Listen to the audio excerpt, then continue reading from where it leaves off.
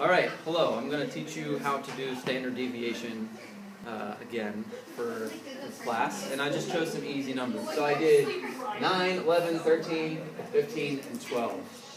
And what I'm going to do is first I need to calculate the mean. That's very important. So I need to, the mean is the average. So I need to add all these up. So 9 plus 11 plus 13 plus 15 plus 12. So figure out the mean. Do 9 plus 11 plus 13 plus 15 plus 12. So add them all up. That's 60. Divide that by how many numbers are there?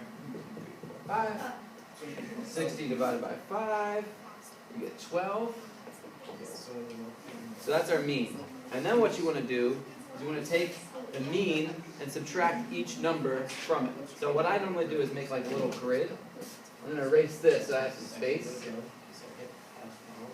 You take that average.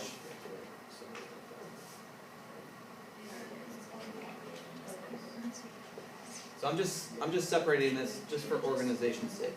So I'm going to take that 12 and I'm going to subtract each number away from it. Sometimes I'll get positive, sometimes I'll get negative. So 12 minus 9, I get 3.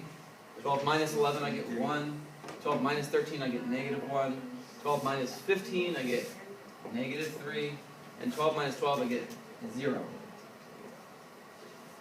Second step, I need to make sure I have all positives, but I don't want to just switch the sign. I'm going to square them. And the reason for that is a little bit above this course. So I'm going to square all these numbers. So 3 squared is 9. 1 squared is 1. Negative 1 squared becomes positive. Negative 3 squared is 9. And this is 0. And all I'm doing right now is I'm actually using this formula over here. So look at this formula. I've got the sum of all of the differences from the mean to each trial squared, right? So this was the first part I did. Now I've squared them all, right? I need to add all those up. So 9 plus 1 is 10, plus 9 plus 1, so that's going to be 20. So the sum is going to be 20. I add them all up.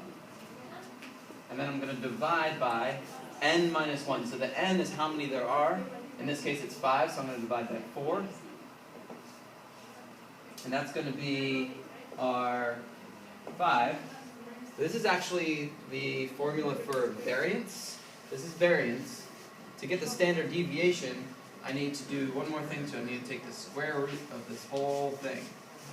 So I'm going to go back here and I'm going to take the square root of 5. Oh, my pen is running out. So square root of it, square root of 5, which equals some decimal. It's some irrational number. You can just leave your answer as that, and that's the standard deviation.